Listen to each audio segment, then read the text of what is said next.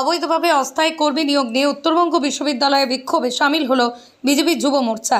জানা গিয়েছে, গত 2 অক্টোবর গান্ধী জয়ন্তীর দিনে ছুটি পাকা সত্ত্বেও উত্তরবঙ্গ বিশ্ববিদ্যালয়ের অস্থায়ী কর্মী নিয়োগ করা হয়েছে।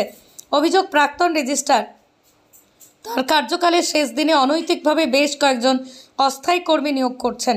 এর প্রতিবাদে আজ বিক্ষোভে সামিল হলেন বিজেপি যুব মোর্চার সদস্যরা। এদিন উত্তরবঙ্গ বিশ্ববিদ্যালয়ের 2 নম্বর গেট করে মিছিল করে প্রশাসনিক ভবনের সামনে অবস্থান বিক্ষোভ করেন তারা। এ বিষয়ে বিজেপির জেলা যুব মোর্চার সভাপতি অরিজিৎ দাস জানান, নিজের কার্যকালের শেষ দিনে প্রাক্তন রেজিস্ট্রার অবৈধভাবে কর্মী নিয়োগ করেছেন। অন্যদিকে বিশ্ববিদ্যালয়ে নবনিযুক্ত ভারপ্রাপ্ত রেজিস্ট্রার ডক্টর নুপুর দাস জানান, সুযোগ নিয়ে কিছু জানা নেই, তবে ইতিমধ্যেই সমস্ত নিয়োগ প্রক্রিয়া স্থগিত করা হয়েছে। অভিযোগটা কি রেজিস্ট্রারের বিরুদ্ধে? আপনারা জানেন যে মহালয়ার দিন অর্থাৎ গান্ধী জয়ন্তীর দিন 2 অক্টোবর এই প্রাক্তন রেজিস্ট্রার মানে যার মেয়াদ ছিল মাত্র 1 দিন, দেবাশিস দত্ত, তিনি ভারপ্রাপ্ত রেজিস্ট্রার। ভিসির অবর্তমানে তার কাজ শুধুমাত্র বিশ্ববিদ্যালয়ের পঠন পাঠন এবং অ্যাডমিনিস্ট্রেশনের কাজগুলো যেন ঠিকঠাকভাবে চলে, এটুকু খালি দেখা।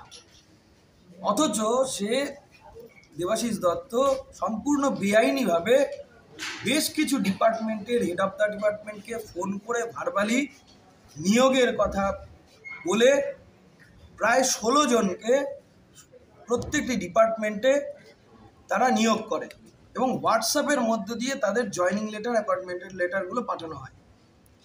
এতটাই কনফিডেন্সিয়াল করে পাঠানো হয় যে সেই কাগজ বাইরে আসা এখন দুর্বিষহ ব্যাপার হয়েছে। একটা বিশ্ববিদ্যালয়ে নিয়োগ হচ্ছে, সেই বিশ্ববিদ্যালয়ে নোটিফিকেশান নেই, কোনো অ্যাডভার্টাইজমেন্ট নেই। একটা নিয়োগ প্রক্রিয়ার যে মিনিমাম বেসিক যে ক্রাইটেরিয়া থাকে, সেই বেসিক ক্রাইটেরিয়া পর্যন্ত এই বিশ্ববিদ্যালয় ভুলে গেছে।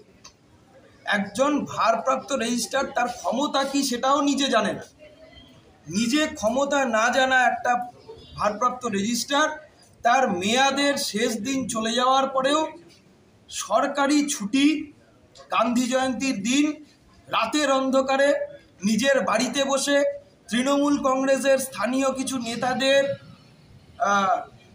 দেওয়া যে লোকজন, নাম দেওয়া লোকজন, সেই লোকজনেদেরকে উত্তরবঙ্গ বিশ্ববিদ্যালয়ের বিভিন্ন ডিপার্টমেন্টে চাকরি দিয়েছে, বেআইনিভাবে নিয়োগ করেছে।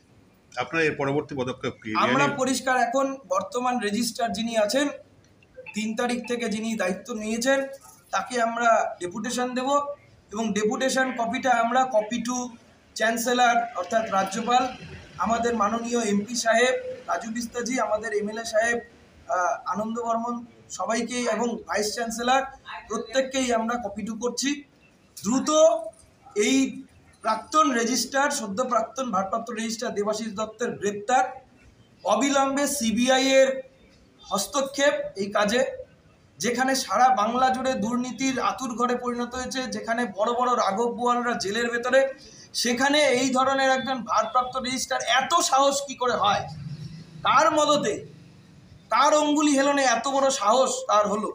সিবিআইয়ের তত্ত্বাবধানে এই তদন্ত হবে, এই ডিমান্ড রেখে আমরা ডেপুটেশন দেব এবং আমরা কপি টু করছি রাজ্যপালকে, ভাইস চ্যান্সেলরকে এবং মাননীয় এমপি সাহেবকে, এমএলএ সাহেব।